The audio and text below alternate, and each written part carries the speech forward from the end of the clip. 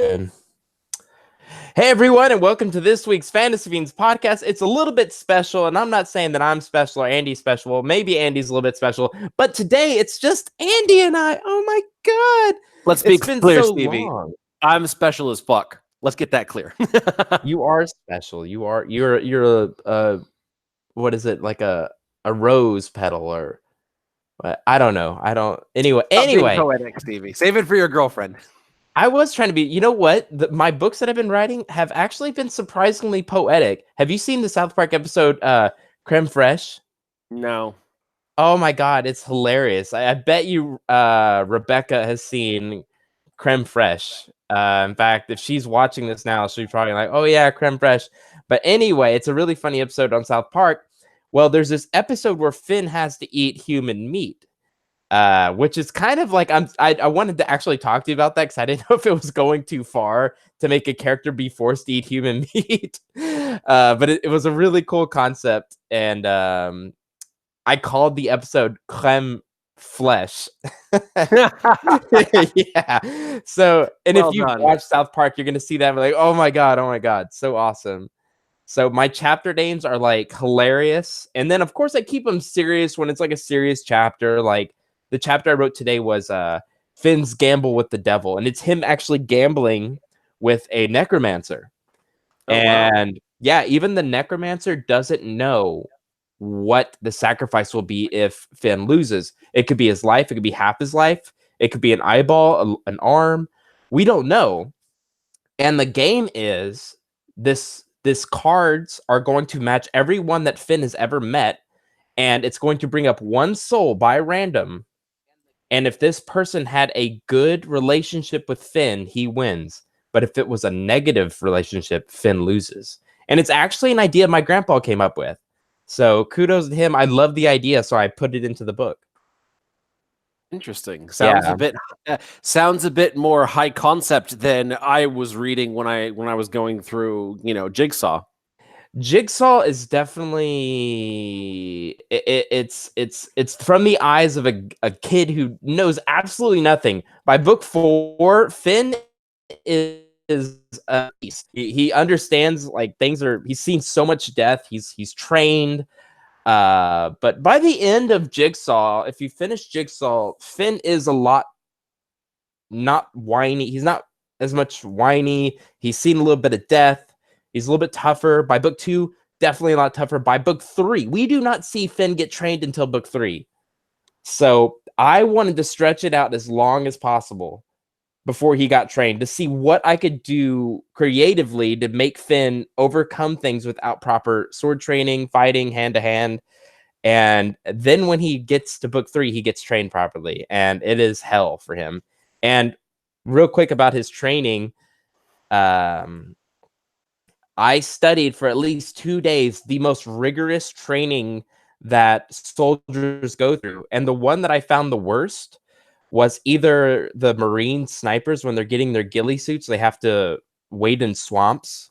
Mm-hmm. So they build their actual ghillie suit, what actually is a mental training. But the Russians, in my opinion, had the worst for their Hell Week. They're freaking nuts. They make these guys run through a gore room of it's like 4 feet of gore, and they have to swim through this gore. Yeah. And if they don't want to go into it, they have dogs chase them into it. And I'm just like, those freaking Russians are nuts. So that was, it turned out to become procrastination. So I was so fascinated by what humans are forced to do. Another one was you train a puppy for, I think it was like 3 months, 6 months, and then you kill that puppy at the very end. Okay, yeah. I think it was a South American training. I was like, right there, I'm done. I couldn't do that.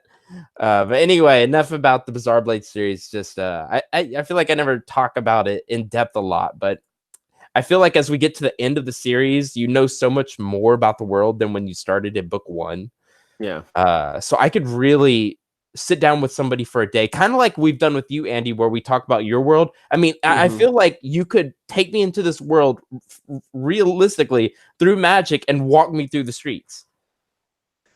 You know, And Yeah. I feel like I'm getting a little bit closer to there. You have all these series about your world. I have one, but even then, I still feel like I could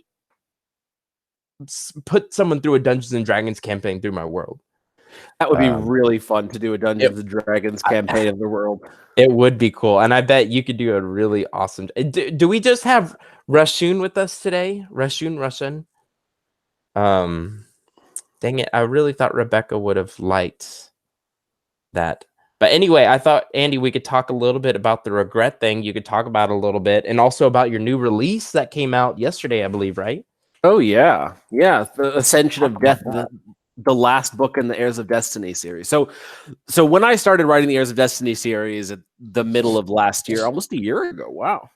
I knew where the story was going to end. You know, I knew who the bad guy was, the big bad guy, where they were going to end up, sort of everything that was going to happen. There was a lot of stuff that, you know, kind of came out in the wash, figuring it out. But then I was intending to end the story there. It was going to be sort of just a standalone series. Everybody knows that Everin and Halen from the Hero of Darkness series come and play a role in this one, and then Coden and Aisha from the Queen of Thieves series, they show up here and they're working together, and it's this whole thing. But it was intended to be a standalone. It was a one and done.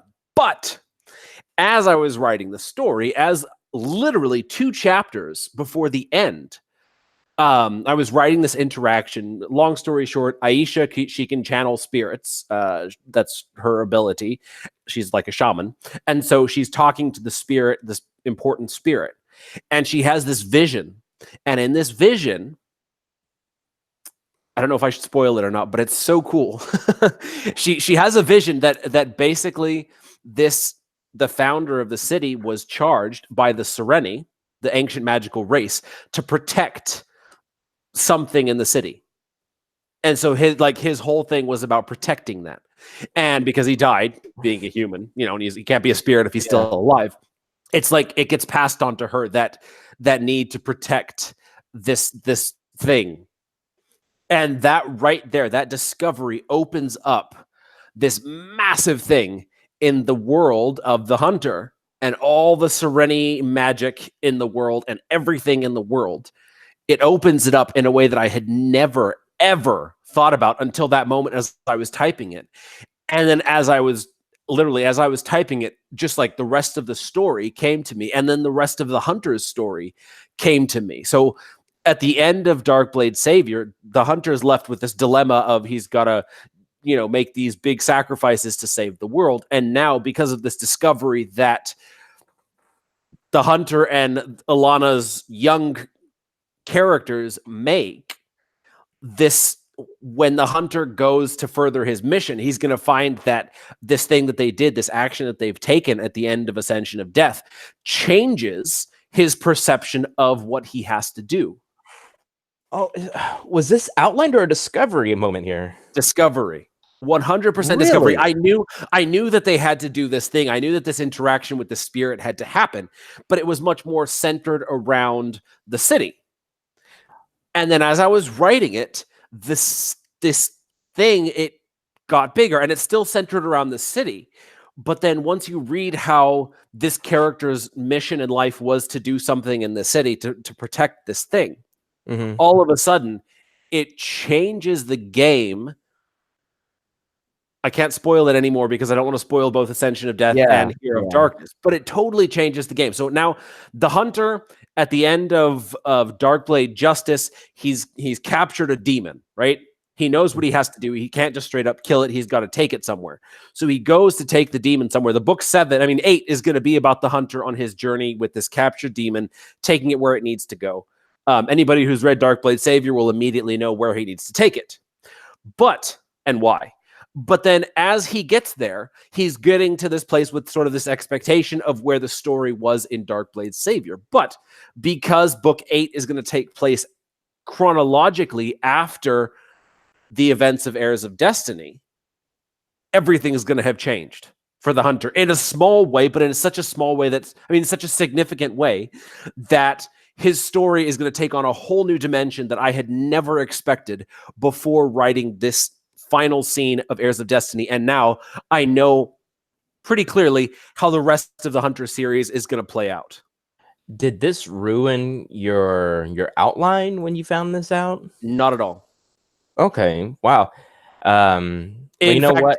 in fact, it made the end of the book so much better because it couldn't be it couldn't be one ending for all four characters. It couldn't be like, yeah, we saved the city, now we're all going to live here happily together. That's not true to who these characters are.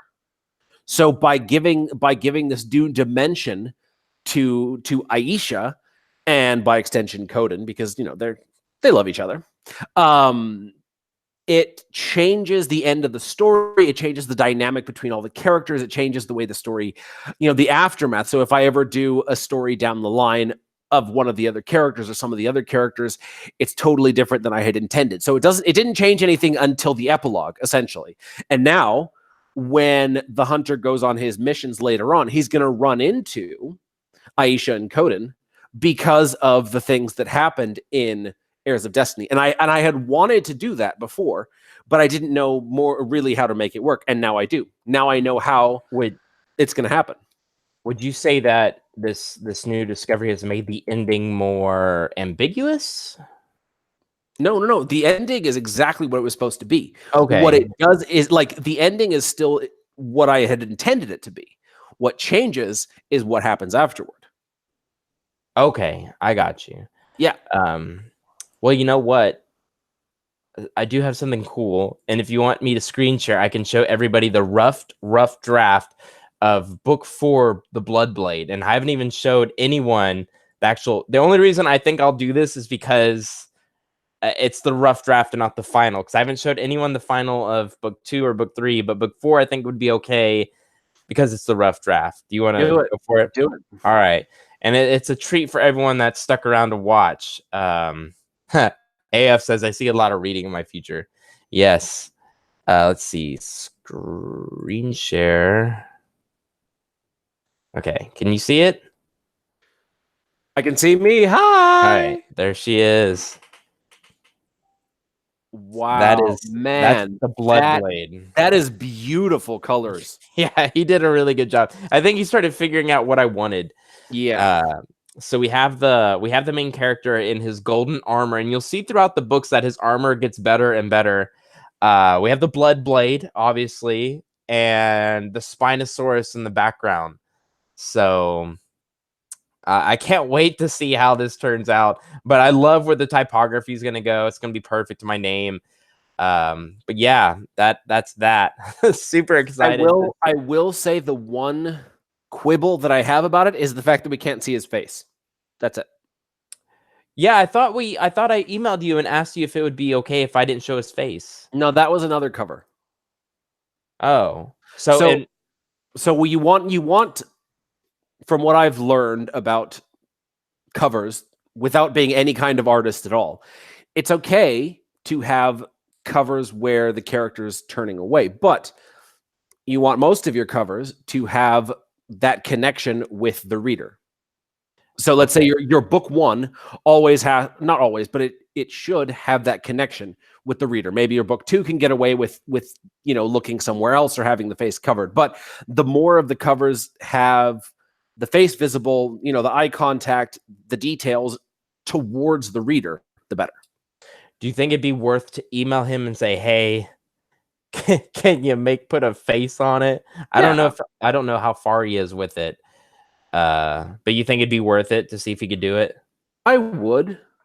Okay. Well, I'll email him then. Thank you. Is Holly and Mistletoe Angel? No, that is Kelly, I think. Kelly Erickson.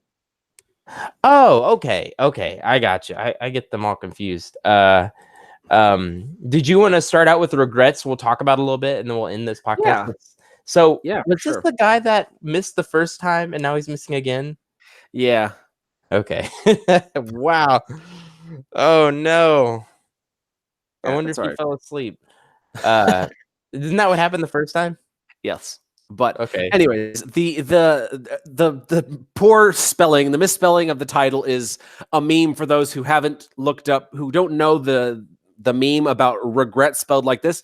Do yourselves a favor and Google "no regrets" spelled the way it is, you will laugh your asses off, and it's hilarious. But they say that regret is sort of like the burden that you carry with you the rest of your life. I'm sure there have been times in your life, Stevie, where you were think, "Oh, I wish I had done this or I hadn't done this." Not me. No. Not Everyone ever. has that. Everyone has that. And so there's this point where it's like you regret not living your life a certain way, the way you wanted to, whether it's, you're living your life the way that someone else wanted you to, or the way that someone tells you should, or you don't do something because you're afraid, or you do something because you're afraid. And so all of these things, all these mistakes that we make, they become regrets, and regrets are harder to let go of than anything else. They sort of follow you around, and it can be this negative weight on your mind, on your heart, that drags you down, and it'll follow you around for the rest of your life. So essentially, live your life so that you don't regret it. Yeah, if there's something that you feel, all right, do the things that make you afraid, do the things that you feel you should. Don't let things hold you back. Don't make excuses. Live your life so you have no regrets, whatever that means to you. have you ever read the list of regrets from dying people? I haven't. It's actually really depressing, and you can learn a lot from it. But it was essentially this nurse. I don't know if it was in the US or not, but she went and asked a lot of people what their dying regrets were. And I believe the number one was they didn't do enough of what they wanted to do, whether that was start a business, travel to, let's say, Japan. And they didn't live in the moment. They always lived in the future, saying, "Oh, I'll do this sometime in the future." And that scared the living crap out of me, because I quickly realized, like with the Bizarre Blade series, I've only been living for May 7th. Like, my life will get significantly better on May 7th, but it would be Christmas Day, and it's like, why am I living on May 7th and it's Christmas Day with my family? And it's something that I struggle with every day, to live in the moment. And I'm a big law of attraction, self-help guy. That's probably the number one thing I have trouble with. That, patience, and procrastination are probably my three things that I need to work on. Procrastination's big. Like, my girlfriend now is starting to see, the more I stay over there, how bad the procrastination is. Like, I think she'll look over and I'll be looking at muscle cars or something. That's my new thing. But yeah, that was the number one regret. Yeah. They'll always say you'll never regret, the time you spent traveling, or the time you spent with family, or things like that. And you'll never regret the time you didn't spend working. And I don't know about that, but I will tell you that if I didn't invest time in writing every day, like now that I do it most of the time, it's not so much an issue. But there was a time in my life where I had to choose between, doing karate, spending time with my family, or writing. And there were days when I had to make the choice to write, because I knew that if I didn't, I would regret it. I would feel like there was an important part of my life that had been left undone, because I felt that there was the story that needed to be told. Wow. Yeah. And so maybe it changes over the course of your life, where it stops being, this driving urge, and it becomes a business. And that's a totally different thing. But if there's something that you feel you need to do, don't ignore it, because you will regret it. Even if you can't give it, 110%, even if, you can't quit your job and chase your passions and live your dreams and just, all that. That's total bullshit. But don't ignore it either. Find a way to make that happy medium. If there's something you want to do, if you want to travel, work 11 and a half months a year, so that those 2 weeks out of every year that you travel the shit out of it. If it's writing, make time, make sure that you've got that job that pays the bills, so that when it's time to sit down to write, you can do it with the full confidence that the rest of your life is taken care of. Whatever it is that you want to do, whatever you feel you need to do, find a way to make it work, so that you don't regret not doing it afterward. Totally agree. I mean, honestly, I don't feel like I could go probably 2 weeks without writing, because that's my outlet. Just like weightlifting, I just get highly anxious. Yeah. So that's probably why I don't like editing so much, because it takes probably a week for me, 5-7 days. And then by that time, it's like, okay, this sucks. I'm ready to get back in the creative process. I mean, I guess you could say editing is a creative process, but to me, it's I gotta know what happens next, man. I gotta know what happens next because I honestly don't really know. And sometimes I just miss the characters. That's how delusional I get whenever I write. I'm pretty much there with these guys to a degree, but man, speaking of regret, like I think that's a common, not a main theme in my books, but my characters go through heavy psychological regret. Because I think I say this all the time, but I hate it when a character goes through something and then they never think about it again. You know, that's one of my bugaboos. I hate that. You know, it's like the author forgets that there's damage. These characters need to reflect at least a little bit. So I always have a little bit of regret, especially when it comes to death and like, oh, if I would have done this, I could have saved them. That's a big one in the Bizarre Blades because there's quite a lot of death in the Bizarre Blade series. I was surprised. Yeah. Well, there's a difference between, let's say, remorse or guilt and then regret. I could pull up a dictionary and give the bigger explanation, but most people will already know it because the word regret has so much more weight to it. You know, remorse is something that you feel as a result of an action that you took that you feel was wrong. You know, you didn't save a life. You took the wrong life. You failed someone. Whatever it is, you feel this remorse. It's not the same as guilt. Guilt is a negative emotion. Remorse is a more positive emotion. But regret is something that you carry around with you. It's this burden that weighs on you because you know deep down in the core of your being that you should or shouldn't have done something. And so that follows you.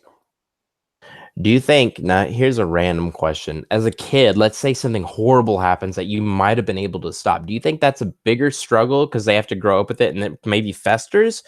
Or do you think it's harder for an adult because they're a little bit more mature minded and let's say the same bad thing happens?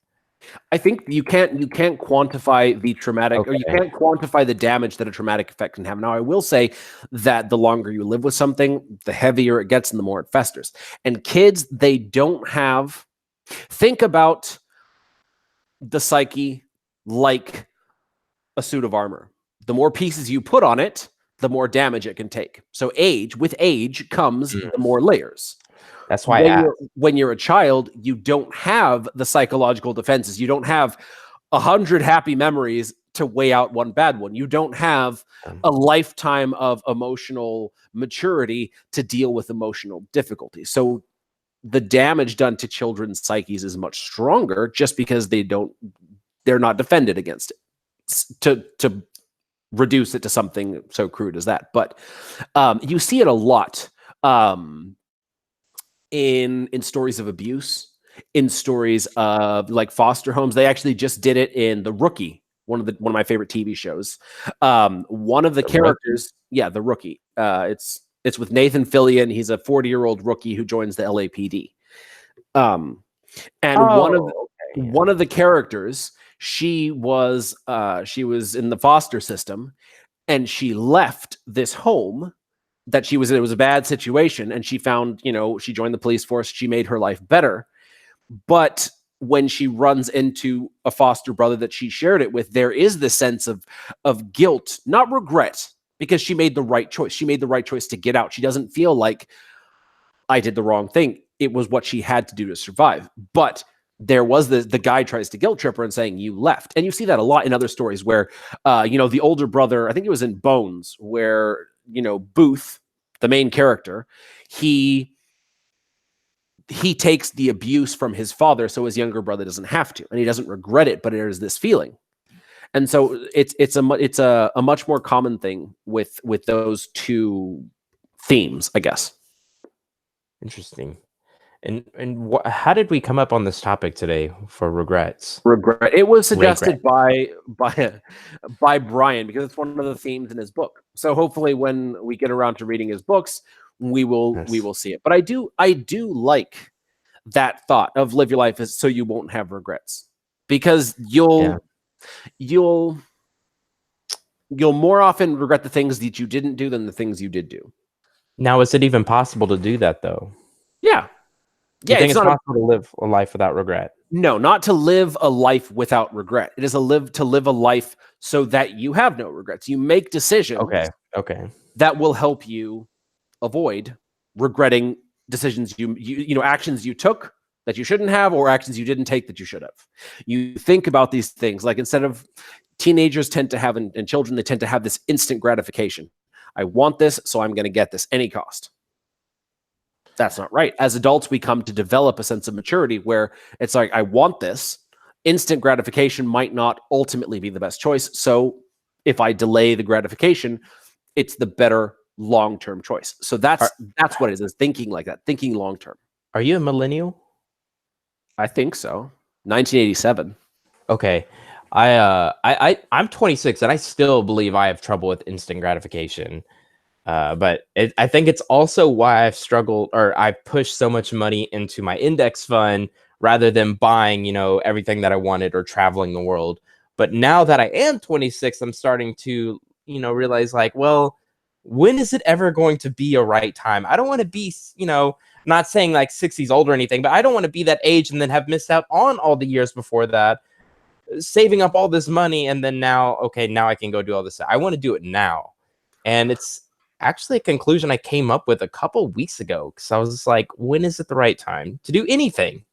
Yeah. And there's been a monumental shift in society to where not instant gratification in the sense of I want it, I have to have it now, but it's more like live your life now instead of worrying so much about when you're older. But then you end up with people who are in their 50s and 60s and have no savings, no retirement plan. So neither of them is right, neither of them is wrong. You got to find that balance. Yeah. My wife and I, we're talking about it all the time, because our kids, our youngest child he just turned 15. He's going to be out of the house in the next 5 years, 10 years. I'm going to be early 40s. I'm not going to be old enough to retire. And so will I be working full time like I am now with no kids in the house, or will I be able to work half as much time? And because my expenses are half as much without kids, I can travel more. Do I want to do, so like, that's kind of the thing, is we're thinking, okay, we've got to think long-term because we got to survive for the rest of our lives, but we've got to also think about the now so that we can enjoy the kids while they're here. Tomorrow it's a holiday. Am I going to work tomorrow? Yes, because I feel it's the right thing to do. But my wife isn't working and she doesn't have to work, so she can take the day with the kids, because we're trying to find that balance.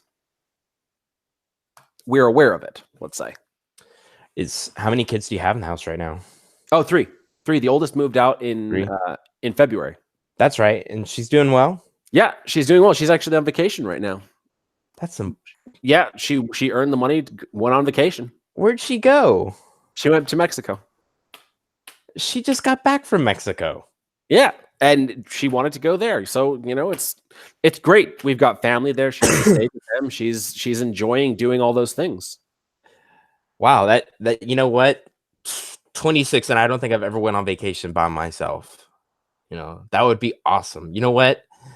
Yeah, it's just I have a lot on my list right now that I don't say I regret, but I think if I waited to get a muscle car, I don't really want to wait until I'm 50 to get a muscle car. I want to play with it now.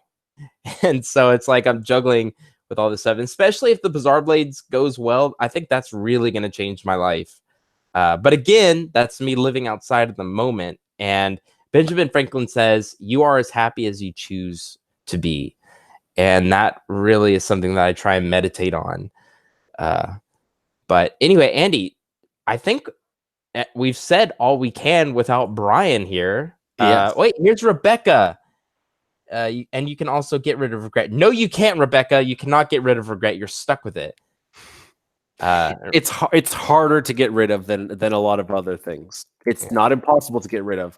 That limiting yourself in that way is wrong. You can always do things, but we're making you have a midlife crisis, Rebecca. We're so sorry about that.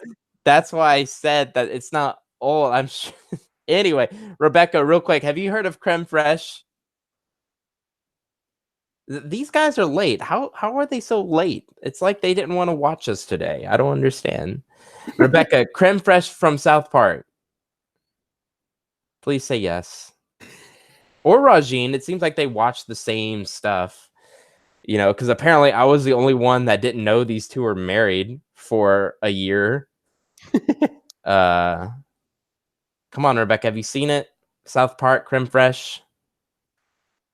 Yeah. No? Oh, you gotta go watch it. It's on South Park. But anyway, I thought about you today because I wrote a chapter called Creme Flesh because I'm writing a book or chapter where one of my characters has to eat human flesh. Okay, well, y'all should go watch Creme Fraiche. You'll like it. It's a good one. It's about, what are those things called? Those horrible machines. This looks weird, but it's Andy, are you watching me? I'm Yes. doing something bad. What are those machines that do this? Take weights.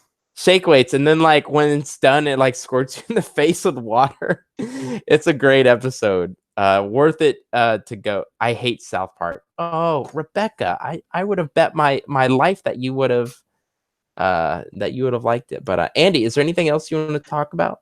There is something very important. So what? I just passed 500 members of my Andy Peliquin's Fantasy Fiends fan group on Facebook. So to celebrate, I am doing a giveaway of 4 ARC copies, advanced reader copies of The Silent Champions Book 1. Now, this book does not come out until September 4th. I believe that's the date. So 4 months in advance. People who are members of my group will be chosen at random to receive. There will be 4 people receiving an ARC copy, all beautifully, tied up with the cover, Mobi or EPUB or whatever it is. So if you want in on this, go to the Andy Peliquin's Fantasy Fiends group on Facebook and join up. It will run for 48 hours. I've decided that because tomorrow's Good Friday and a lot of people are going to be taking it off. I know here in Canada it's a whole holiday thing. So Saturday night at around 6 p.m. in Andy Peliquin's Fantasy Fiends group, I will be announcing the 4 winners of the ARC copy. And let me tell you, I would like to say that Silent Champions is my best work to date. I can't say that honestly because Alana is just amazing in Queen of Thieves, but Silent Champions is so much fun. I think you guys are going to love it. So go join the group now, comment, wave hello, interact, have fun, and Saturday night, be there for the drawing. That's a great idea. That's a great idea. I need to do that with my advanced readers. If you leave a review on Amazon, I will do a drawing for $100 plus a signed copy. I think that'd be kind of cool. I actually did that for the 4 territories and worked out nicely. I'm glad you mentioned something like that, but anyone who's watching, it looks like, wow, we have 6 people watching. If any of you 6 want an advanced reader's copy of the Jigsaw Blade, it is good to go. There are a few typos in it, but it's near perfect at this point. There's some funny typos in there though. But if you do an advanced copy, I would love to give you one. You guys are mine and Andy's super fans, I feel like, and I would love for you to read the Jigsaw Blade. So just shoot me an email and I'll actually write it in chat right now. Not to take away from what Andy did. You should go do what he did first. Or after first. But I am trying to get more advanced reading stuff. So but yeah, that's it. Andy, I'm good to go though, man. What you do in the privacy of your own home, Stevie, that's on you. Oh, let's show Rebecca and Rajin my cover real quick. Oh, I thought you were gonna end that sentence a totally different way. No, I'm actually more mature than you think, Andy. Stevie, we hang out on a weekly basis. I'm pretty sure I'm up to speed on your maturity level. Okay, yeah, it's gotten better though. I like to go watch. Everybody, go watch episode 1 of the Fantasy Fiends podcast. My hair is so short, and I just look like a little boy. Do you have your beard yet, or is it all baby face? No, it's baby face. It's horrible. That is awesome. Oh God, go watch it. It's so funny. We had no idea what we were doing. It was still a good episode though. Still a good episode. I was still a goofball. I was smack talking you on Writer and Perfect last night. Thank you, Rebecca. You piece of shit. No, I'm kidding. Let me. Of course you know what? I feel like everyone smack talks me because they know I can take it and I love them. I'm going to screen share real quick to show everybody book 4. If you haven't seen it, this is the rough draft. Wait, where the hell did it go? Oh, here it is. This is the Blood Blade, and that's book 4. And we talked about it, and Andy wants me to put a face on the guy, so I did email Vincent and asked him to put a face on it. But this is the Blood Blade. We have the Spinosaurus, which actually is a very, very funny scene.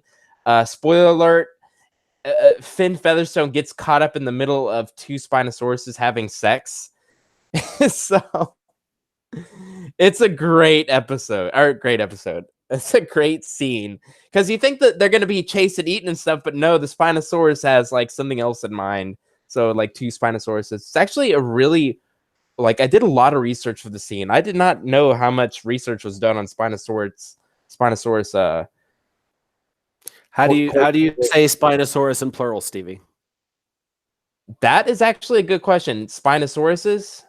Probably. You can ask your brother. You know what? He doesn't even know. It's been a discussion that you can go both ways. Spinosauruses. They both sound right. And there's actually like some of these dinosaurs you don't even have a way to pronounce it. It's just people just try their best. And it's really annoying. But let's see what also the audio was pretty bad. It took a while for the audio got good. I'm glad I hung around. Wow, really? Yeah. You're right. The audio was pretty bad at the beginning of our show. Andy. No, I'm kidding.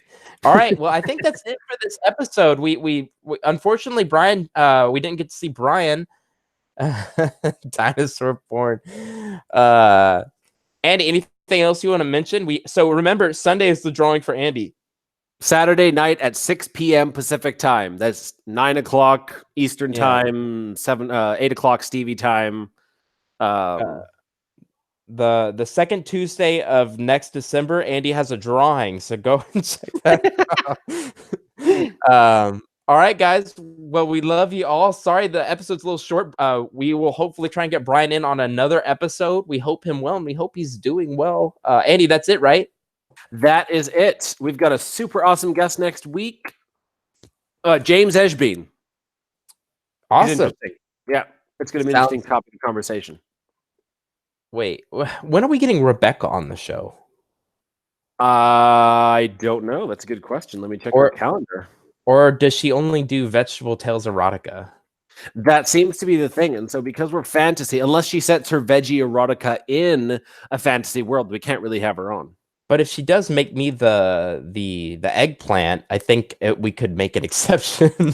That would be fan fiction, Stevie. That would be a totally different podcast. Yeah. Okay. Well, guys, remember, if you are interested in Andy's drawing, that is Saturday night, right, Andy? Saturday night? Saturday night. And if you're interested in getting a free review copy from me, just shoot me an email, and I'll also put it in the description below too. So, all right, guys, so that's it. Andy, I think that's it. Have a great night, everyone. See you next week for another fantastic episode of the Fantasy Podcast. We loved hanging out with you, just Andy and I this time. Goodbye.